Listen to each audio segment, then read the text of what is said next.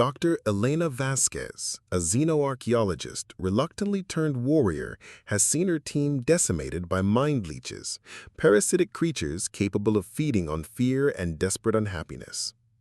The sudden laughter puzzles the creatures, because that isn't the sound of terror, it is the sound of victory. Elena had hypothesized that the ancient sunblade they'd unearthed wasn't a weapon, but a psychological device meant to treat clinical depression by actually burning out depressive emotions. The mind leeches, who can only sense pure therapeutic rage and scientific fulfillment, begin to flee as Elena fits the blade. The twist?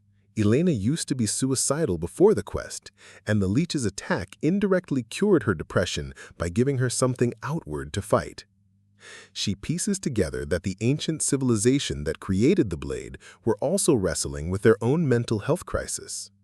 Elena is the galaxy's first combat therapist, wielding ancient weapons to fight off alien invasions as well as psychological afflictions. Dr. Elena Vasquez had been dead there 3 years to the day that she came across the sunblade. Not dead poetically, though that too was true, but clinically, definitively dead in the regions of her brain that registered joy, hopefulness, and the sheer good fortune of waking up day by day. The neural scans didn't lie. Months at a time, she wandered the desert outside Las Vegas, repeating to herself over and over, "What's the point?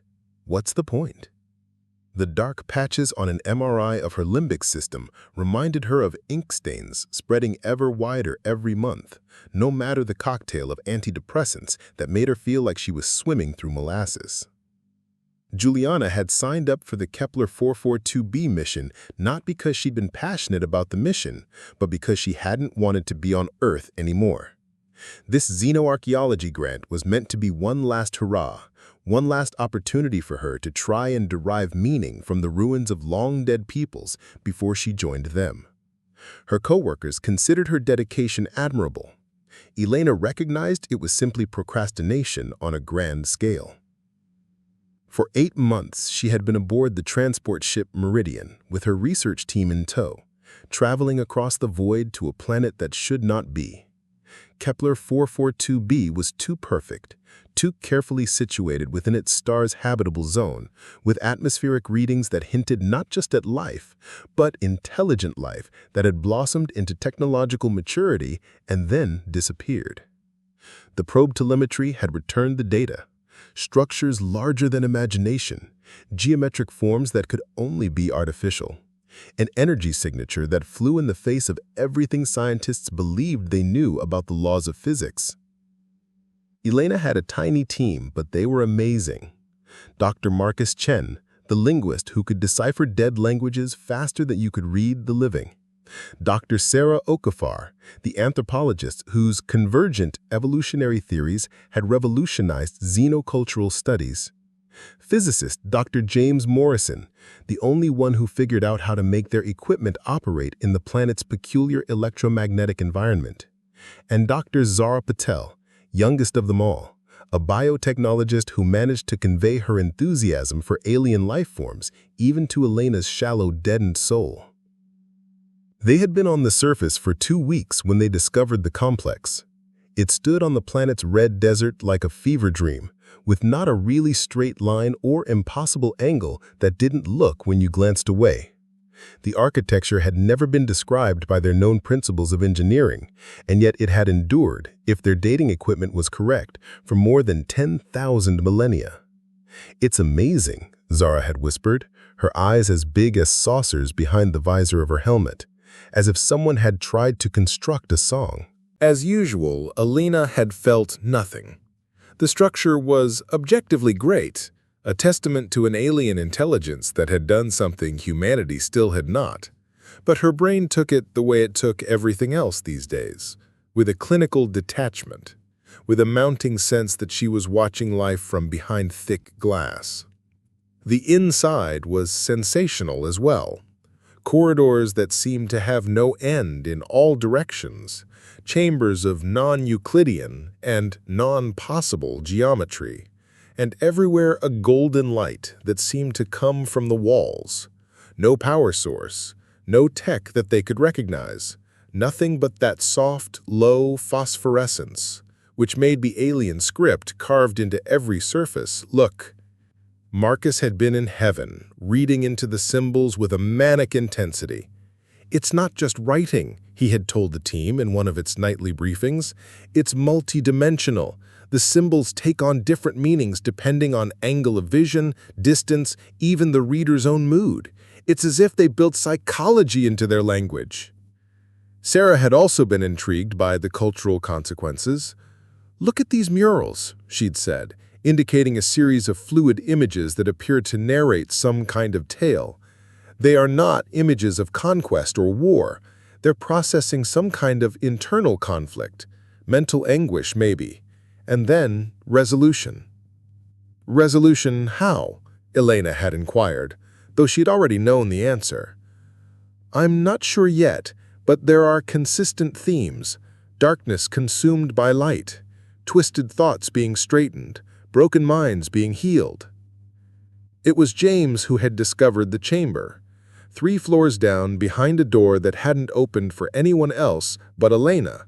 For all the scores and hundreds and thousands of years the door had waited there. Its walls rose impossibly upward into shadows, curving up high from the floor and in toward the center. And in the middle, atop a base that looked as if had grown rather than been fashioned, was the sun blade. Elena had known what it was as soon as she'd seen it. A tool, not a weapon, despite what its name implies. A machine made by a civilization that had battled her same demons. The blade was even transparent, some kind of crystal which appeared to contain real sunlight. It was warm to the touch. It was riddled with symbols that moved, changed, danced as she held it, responding to her thoughts or feelings. "It's like a psychiatric device of some sort," she'd said to the team, her voice tinged with the first note of excitement she'd felt in months. "Look at these inscriptions. They're not about combat. They're about treatment. This civilization confronted depression, anxiety, despair. They designed this to combat those sorts of conditions." "How can you be sure?" Marcus had asked. She had raised the blade, weighty in her hand, and she had felt something move inside her chest for the first time in years. "Because I know the symptoms that they're embracing, the darkness that swallows your ideas, the feeling that nothing matters, the feeling that you are already dead. They were engaged in the same war I've been engaged in." That had been yesterday. Today, everything had gone wrong. The mind leeches had arrived without warning, bursting out of the walls like living darkness. Elena had been by herself in the room, attempting to read the inscriptions on the blade as the others toiled in other chambers of the compound. She'd listened to the screaming first, faint and twisted by the alien echoes, but human, surely human. Sarah had attempted to flee, but the leeches were quicker than human reaction. They'd grabbed her in the hallway, dragged her down as she wailed about the cultural impact, about the knowledge lost, about the stories that no one would ever hear. She had seen the light die in her eyes as the monsters ate her hope. It was James who'd endured the longest, with his physicist's mind trying to piece together what was happening. He had pressed his back against a wall, shouting ideas about energy parasites and psychic vampires to explain away the impossible. But nothing here mattered to the leeches. They'd roiled around him like a tide, and his last words had been a calculation about the thermodynamics of despair. Zara had made for the cruelest viewing. Bright young things, in love with the marvels of alien life. She had attempted to reason with the leeches, speaking to them in the soft voice that she reserved for all living things. They had feasted on her awe, her delight, her lovely curiosity about the universe. Elena had seen the slackness in her teammate's face as all that was Zara was drained from her. And then, the leeches had looked to Elena. She'd stood there in the hallway, friends' bodies drained and lifeless around her, the creatures collecting in a black tide coming toward her. She had felt them probing at her mind, searching for the fear, the despair they must have to feed on. They had discovered that depression, that clinical void that had defined her presence for so many years. And that was when Elena had started to laugh. It wasn't hysteria, it wasn't madness. It was the sound of scientific vindication, of a theory substantiated in the most thrilling manner imaginable. The leeches had paused, puzzled by what she had said. They were prepared for terror, for despair, for the usual, possibly flattering tastes of human suffering. Instead, they had found something else. "You can't feed from me," Elena had laughed, her sound bouncing against the foreign walls. "I'm not afraid. I'm not despairing. I'm not actually especially sad about any of this. You know what I am? I'm fascinated." She had had the sunblade out, had held it in her hands, had felt the weight of it in her hands, had felt the ancient device reacting to her emotional state. The enchanted weapon had begun to shimmer now, not with annihilating force, but something else, something therapeutic. "I've been 3 years dead already inside," Elena said, her voice matching the growing intensity of the knife. "Do you know what it's like? To get up in the morning and just feel okay? To gaze upon wonders that should have taught you to fear and walk away empty-handed? I've been fighting this war since before you were born." The leeches were pulling back, and their bodies twisted in a fumbling retreat. They had come to feed on this place, drawn by the psychic resonance of human misery. But Elena's despair was not the kind they could feed from. It was clinical, abstract, processed through years of therapy and medication, and the kind of self-awareness that comes with the study of your own broken mind as if it were a science experiment. "Fear is your sustenance," Elena had snapped as she held the blade aloft. "But I'm not afraid of you. I'm not afraid of death. I'm not afraid of pain. You know what I am afraid of? I'm scared of never growing. I'm afraid to feel nothing ever again. I'm afraid to die without ever having lived."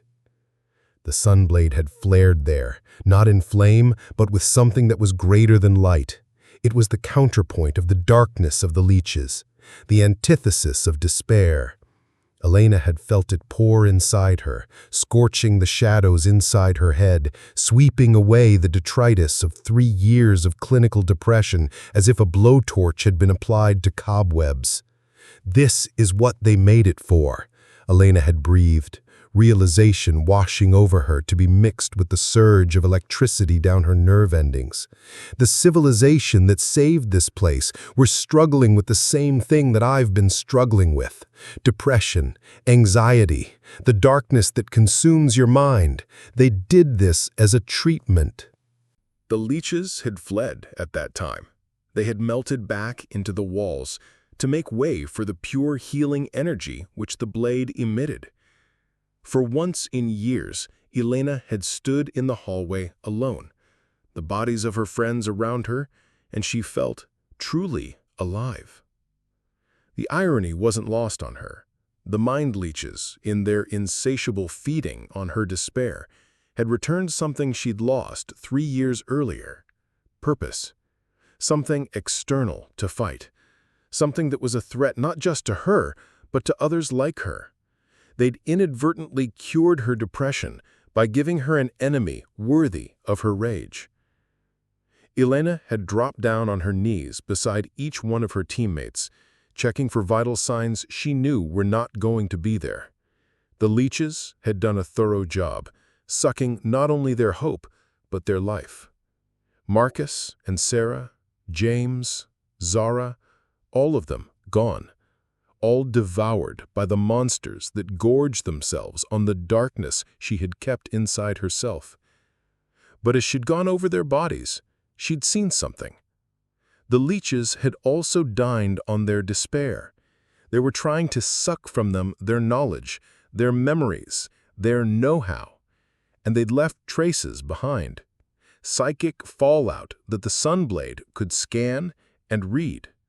She had come to understand they weren't just parasites, they're a symptom. The entire planet, the entire civilization, they were dealing with a mental health crisis. The leeches are what you got when that crisis reached critical mass. She'd spent the rest of the day revisiting the compound with altered eyes, the Sunblade's power letting her see connections she had been blind to. It wasn't just beautiful, the architecture was therapy. Every curve, every angle, every interplay of light and shadow was conceived to foster mental well-being. The glyphs were more than words. They were a sort of cognitive behavioral therapy carved into rock. The ancient culture that built this place had been locked in an epidemic of depression, anxiety, and despair, alongside an endless quest for more. They had absolutely amazing technology for curing these conditions, the Sunblade, but they'd also made the leeches, intentionally or inadvertently, creatures who consumed negative emotions, who made mental illness a literal parasite. And Elena had discovered the records in the chamber that was the deepest, the records on the walls that seemed to run up forever. The tale of a race that had conquered technology but forgotten how to feel joy. They had constructed wonders, journeyed through the cosmos, disclosed the secrets of the universe, but they had also built a society where depression was rampant, where despair was as common as oxygen. The Sunblade had been their cure, not just for people, but for the civilization they had brought. A weapon that could scorch out unhappiness, that could forge right through to the core of someone's darkness. But it was too little, too late. The leeches had already infested too much. They have fed for far too long from the common despair of a species. Elena had read the last entries with a dawning comprehension. The civilization had been given a choice: become the leech's pawns and make itself into a planet of the emotional dead, or beat the bastards at their own game. They'd chosen a third option. They had left, turning their world over to its own devices to discover another, one where they could begin again. But they had left something behind as well when they departed in the Sunblade. They'd left their knowledge, their technology, their understanding of the relationship between mental health and cosmic existence. They'd left it for whoever followed them, whoever might encounter the same struggle they had. Elena had realized then why that door had opened for her alone. The alien technology, unable to defeat its creators and push back, could sense like kindred spirits, could detect the same darkness that soured its own being. She had been chosen not in spite of her depression, but because of it, because she was the only one who could know what the blade was truly meant for. The return to the Meridian had been hard. Elena had had to carry her teammates' corpses, not being able to leave them for the leeches to eat. The Sunblade had shielded her, its power keeping the creatures at bay, but she knew they were out there, watching, waiting, attracted by the darkness in other minds. Captain Rodriguez had doubted her report until she proved the power of the blade.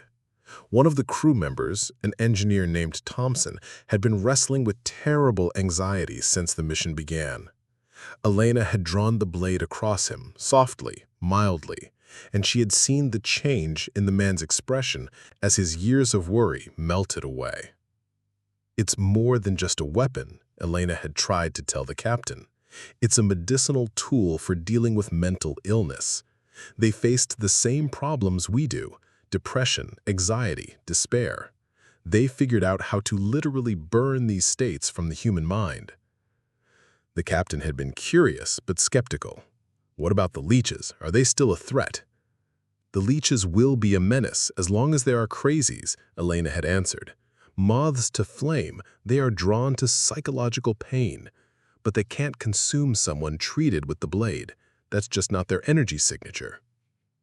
The return trip to Earth, Elena had filled her time documenting what she'd learned, preparing her report, and working on the crew members who volunteered for the procedure. Energy blasted from the Sunblade, a fine, surgical cut of power. It might even scour off particular negative emotions while preserving personality and memory. It was the kind of breakthrough mental health professionals had dreamed about for centuries. But Elena had also come to another realization. The blade was more than a cure. It was a weapon against the leeches, against those who fed on human misery. And if they existed on one world, then chances were they existed on others. The galaxy was teeming with species who could be wrestling with similar problems, similar mental health crises. The work out on Earth had been brutal. Elena had stood before panels of scientists, generals, and mental health doctors, all of them attempting to fathom the meaning of her discovery. Xenoarchaeology had wanted to study the blade's technology. The military had hoped to weaponize it. Doctors had wanted to administer it in treatment protocols. Elena had fought them all. It was a challenge being handed to a solar developer that wasn't just a tool, it was a burden. It took someone who knew both the science of mental health and what it was like to combat creatures who fed on psychological anguish. It needed someone who had been through what her patients were going through, who had endured the same darkness they were fighting. So I opted not to share with Dr. Miranda Foster, chair of the Xenopsychology department, what she had been the first to figure out. After all, you're not just suggesting a new modality of treatment. You're proposing a new profession, combat therapy. Elena had nodded. The leeches are out there, perhaps not on every planet, but on enough of them. And they are not the only menace. I have been studying the Kepler 442b data. The aliens had other opponents as well. The psychic bloodsuckers who thrive on anxiety, empathic viruses that spread depression, mental predators who prey on those with PTSD. And you want to fight them. I want to cure them, Elena had corrected. The Sunblade is more than a weapon. It's a therapeutic tool. It can purify the negative emotions upon which these things feed, but it can also treat the underlying conditions of which these things take advantage. It's like cognitive behavioral therapy intersects with xenobiology. The first official assignment was to Proxima Centauri b, a distress signal from a mining colony. The colonists had been experiencing peculiar mental phenomena, overwhelming depression, shared dreams, and a profound belief that life itself was without purpose. The local medical workers had been mystified, treating it as an epidemic of shared depression. Elena and her team had come. Kevin Wright, a psychiatrist who specialized in trauma. Lisa Chen, a neurologist who had volunteered to help create new treatment protocols. And Sarah Jackson, a military officer with training in xenobiology. They'd come upon the colony in the clutches of creatures like the leeches, but more advanced. These feasted on not despair, but on the ties connecting people, leaving each individual feeling radically alone. NTHE Sunblade worked, but the cure had been administered in a different manner. Elena had worked with colonists one-on-one as well, the energy of the blade burning away the psychic parasites as she coaxed their way through their reprogramming of the weeds and addressed the underlying issues of why they could be corrupted into weeds so easily. It had been grueling work, requiring her to hold onto therapeutic connections while using foreign technology, NNBUT it had worked. Colonists had been saved, the beasties driven off, and Elena had demonstrated that combat therapy wouldn't only cuff around extraterrestrial threats, but also fix human mental disorders. The victory had resulted in more flight assignments, more chances to perfect her methods. NNHI's next case had been more challenging still. The crew aboard a research station that was orbiting Jupiter contracted what seemed like a psychic virus that infected its members with fear and anxiety. The old way would have been evacuation and quarantine. Elena had an alternate suggestion. Inject the sick crew with the Sunblade and hit them up with cognitive behavioral therapy to make them immune to the vampire.A, shh, crickets, NN. It's not just about burning the symptoms off, she'd told the station's chief medical officer. It's about education to help people detect and resist these sorts of attacks. The blade can wash away the immediate infection, but therapy can prevent reinfection. NNSHE had been cured, but she'd discovered something that was important and apparently skipped the trip. No two people, no two situations, no two alien threats could be handled in the energy field of the Sunblade in exactly the same way.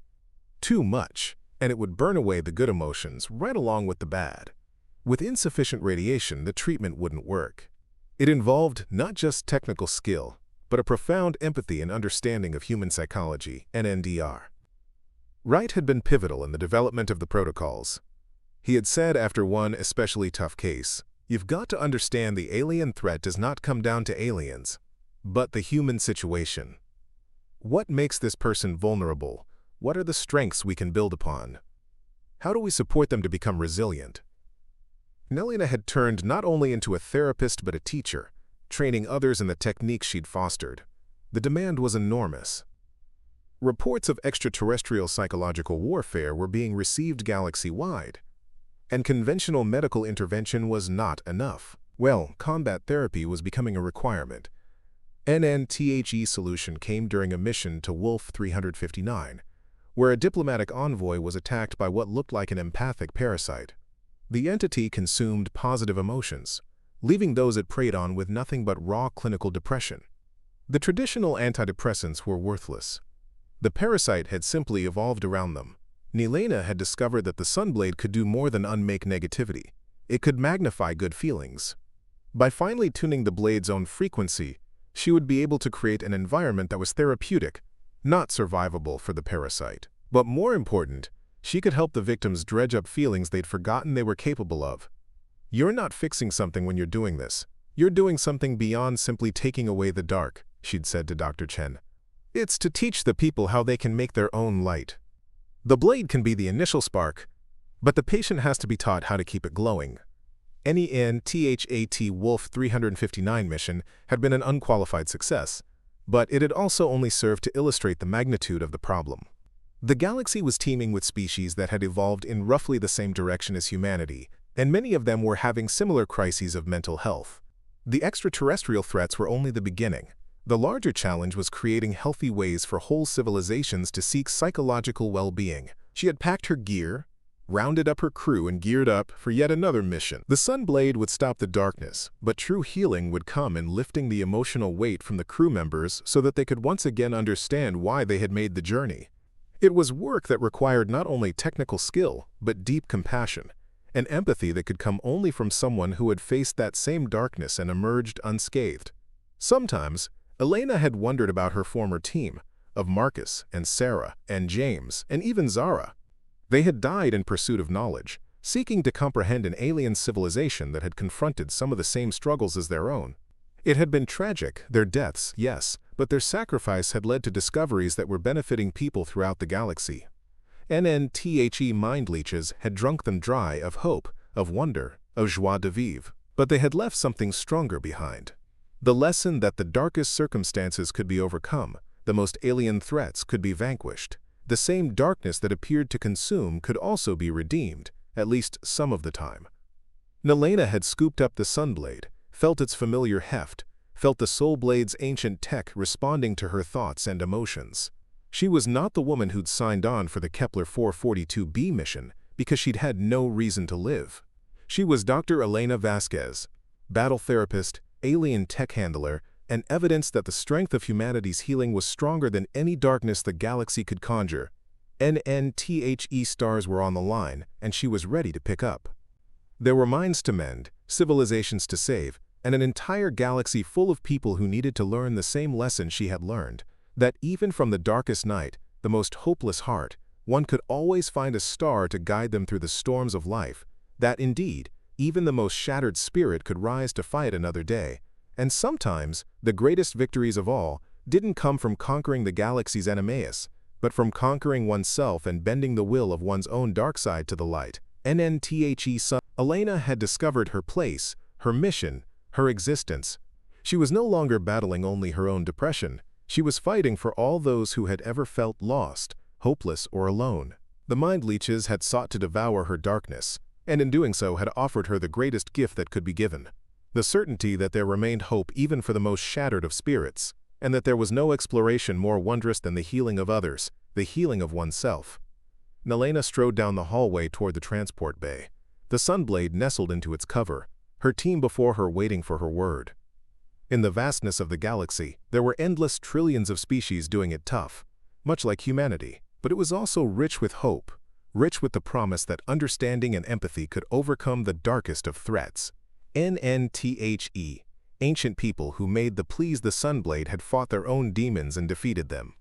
Now Elena was taking her turn to help others do so. The mind leeches believed they were dining on her despair, but had been feeding her purpose. And that purpose was about to set the galaxy ablaze, one fixed mind at a time. Elena was already working with xenoanthropologists and culture specialists to create protocols of treatment that could be applied to all species. Sunblade's energy was universal, but the therapeutic modalities had to be adapted to the peculiar psychology and social organization of each culture. NNTHE Rigel system had been especially difficult. Local species had evolved a collective consciousness, but they had also evolved a collective depression. An entire civilization was in the midst of a slow descent into despair, and neither personal nor traditional individual therapy was adequate. Elena had been forced to figure out how one treated a hive mind, the Sunblade to burn away negative thought patterns in group therapy to billions of interconnected people simultaneously. "It's like you're treating a patient with multiple personality disorders," she had explained to the team. The difference being that the personalities are entire continents, and they're all depressed. NNTHE Rigel Win had made Elena the galaxy's leading authority in combat therapy.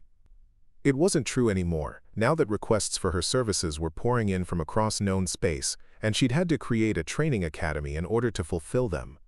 The Elena Vasquez Institute of Combat Therapy was now the leading institute for treating alien mental intrusions. NNBUT Elena still could never quite forget the lesson of Kepler, -442b.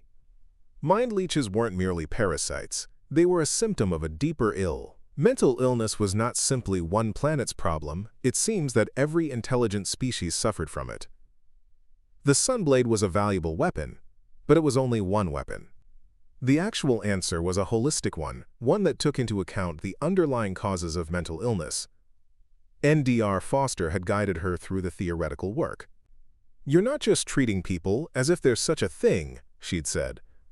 "You're dealing with the psychological ecosystem of entire societies. The threats posed by aliens are akin to those posed by opportunistic infections, seizing on underlying weaknesses.